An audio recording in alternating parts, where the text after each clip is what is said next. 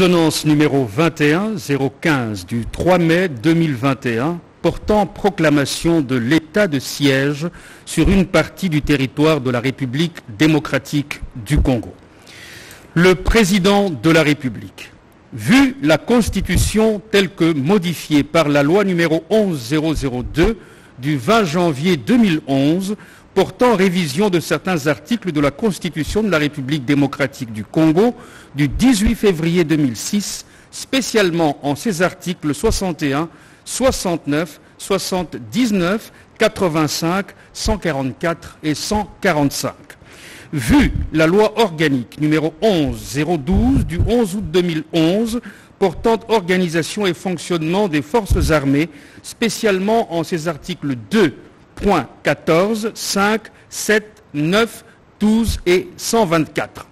Vu la loi organique numéro 11013 du 11 août 2011 portant organisation et fonctionnement de la police nationale congolaise, spécialement en ses articles 14, 18, 80 et 81.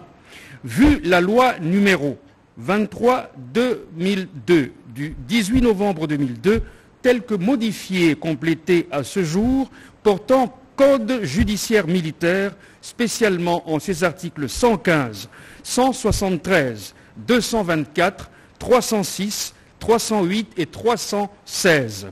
Vu l'ordonnance numéro 20-016 du 27 mars 2020 portant organisation et fonctionnement du gouvernement, modalités de collaboration entre le président de la République et le gouvernement, ainsi qu'entre les membres du gouvernement, spécialement en ses articles 62, 63 et 64. Vu l'arrêt sous R-Const 61 TSR du 30 novembre 2007 de la Cour suprême de justice, toutes sections réunies, siégeant en matière d'appréciation de la conformité à la Constitution du règlement intérieur du Congrès, vu l'arrêt sous R-Const 1200 du 13 avril 2020 de la Cour constitutionnelle siégeant en matière de contrôle de constitutionnalité. Considérant que la situation qui sévit dans la province de l'Ituri et dans la province du Nord-Kivu est de plus en plus préoccupante de par sa nature et sa gravité et qu'elle constitue d'une manière immédiate une menace contre l'intégrité du territoire national, affectant ainsi le fonctionnement régulier des institutions. Considérant les conséquences néfastes de la crise sécuritaire provoquée par ce cycle récurrent de violence qui impose la prise de mesures exceptionnelles en vue d'endiguer ces menaces graves et de sécuriser les populations et leurs biens. Vu la nécessité et l'urgence, après concertation avec le Premier ministre et les présidents des deux chambres du Parlement, le Conseil supérieur de la défense entendu ordonne. Article 1er.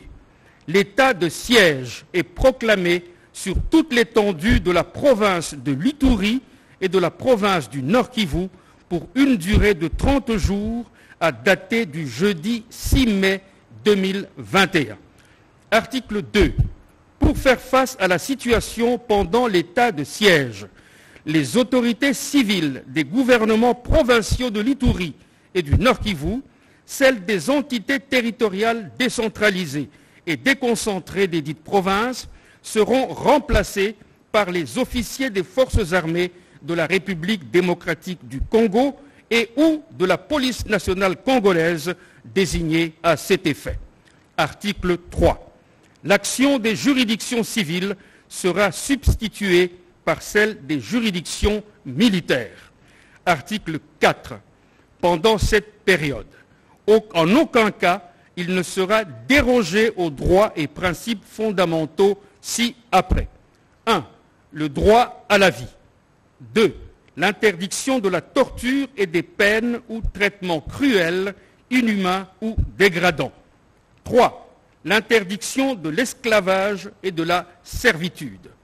4. Le principe de la légalité des infractions et des peines. 5. Les droits de la défense et le droit de recours. 6. L'interdiction de l'emprisonnement pour dette. 7. La liberté de penser de conscience et de religion.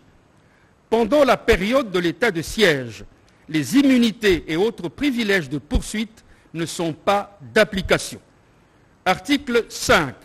Les mesures prises en application de la présente ordonnance cessent de produire leurs effets après l'expiration du délai prévu à l'article 1er ci-dessus, à moins que l'Assemblée nationale et le Sénat, saisis par le Président de la République sur décision du Conseil des ministres, n'en aient autorisé par prorogation pour des périodes successives de 15 jours. Article 6. Le vice-premier ministre, ministre de l'Intérieur, Sécurité, Décentralisation et Affaires coutumières, le ministre d'État, ministre de la Justice et garde des Sceaux, ainsi que le ministre de la Défense nationale et anciens combattants sont chargés, chacun en ce qui le concerne, de l'exécution de la présente ordonnance qui sort ses effets à la date de sa signature.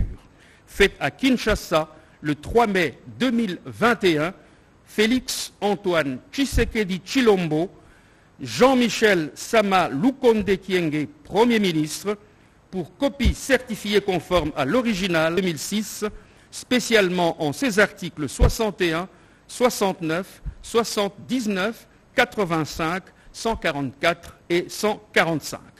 Vu la loi organique numéro 11012 du 11 août 2011 portant organisation et fonctionnement des forces armées, spécialement en ses articles 2.14, 5, 7, 9, 12 et 124.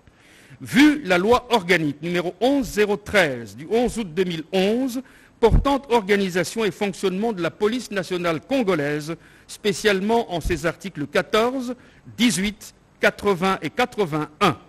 Vu la loi numéro 23-2002 du 18 novembre 2002, telle que modifiée et complétée à ce jour, portant code judiciaire militaire, spécialement en ses articles 115, 173, 224, 306, 308 et 316. Vu l'ordonnance numéro 20016 du 27 mars 2020 portant organisation et fonctionnement du gouvernement, modalités de collaboration entre le président de la République et les gouvernements ainsi qu'entre les membres du gouvernement, spécialement en ses articles 62, 63 et 64. Vu l'ordonnance numéro 21015 du 2 mai 2021 portant proclamation de l'état de siège sur une partie du territoire de la République démocratique du Congo, vu l'arrêt sous R-Const 61 TSR du 30 novembre 2007 de la Cour suprême de justice, toutes sections réunies siégeant en matière d'appréciation de la conformité à la Constitution du règlement intérieur du Congrès. Vu l'arrêt sous R-Const 1200 du 13 avril 2020 de la Cour constitutionnelle siégeant en matière de contrôle de constitutionnalité, considérant que la situation qui sévit dans la province de l'Ituri et dans la province du Nord Kivu est de plus en plus préoccupante de par sa nature et sa gravité et qu'elle constitue d'une manière immédiate une menace contre l'intégrité du territoire national, affectant ainsi le fonctionnement régulier des institutions. Considérant les conséquences néfastes de la crise sécuritaire provoquée par ce cycle récurrent de violence qui impose la prise de mesures exceptionnelles en vue d'endiguer ces menaces graves et de sécuriser les populations et leurs biens. Vu la nécessité et l'urgence, le Conseil des ministres entendu ordonne. Article 1er.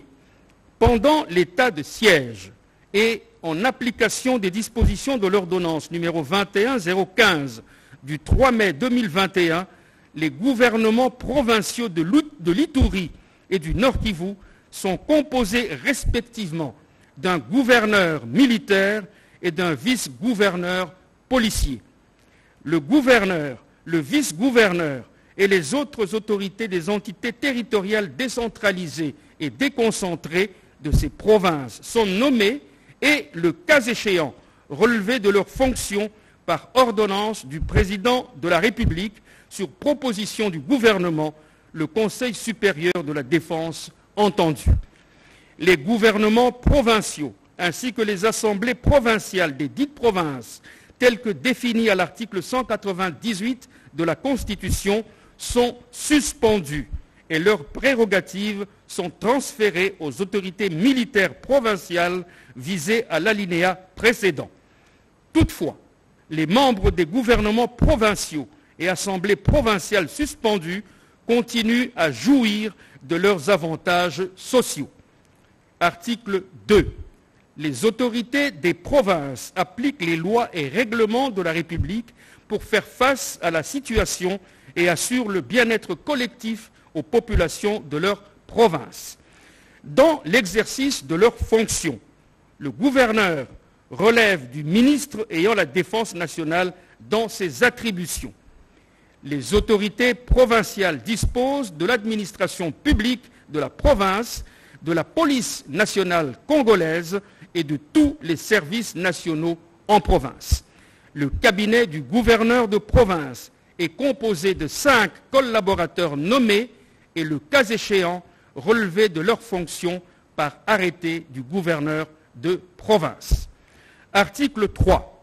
Les fonctions du gouverneur, du vice-gouverneur et des autres autorités des entités territoriales décentralisées et déconcentrées prennent fin à l'expiration du délai prévu pour l'état de siège, sauf en cas de prorogation conformément à la Constitution.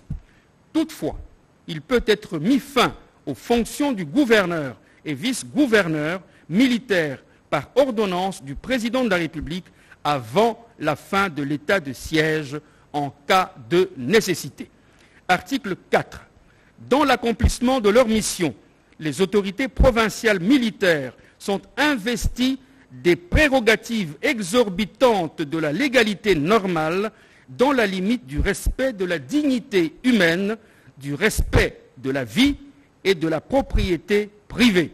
Elles ont notamment le pouvoir de faire des perquisitions de jour et de nuit dans les domiciles, éloigner les repris de justice et les individus qui n'ont pas leur domicile dans les lieux soumis à l'état de siège, rechercher et ordonner la remise des armes et des munitions, interdire les publications et les réunions qu'elles jugent de nature à exciter ou à porter atteinte à l'ordre public, interdire la circulation des personnes ou des véhicules dans les lieux et heures qu'elles fixent, instituer par décision des zones de protection ou de sécurité où le séjour des personnes est réglementé, interdire le séjour dans toute ou partie de la province à toute personne cherchant à entraver de quelque manière que ce soit l'action du pouvoir public,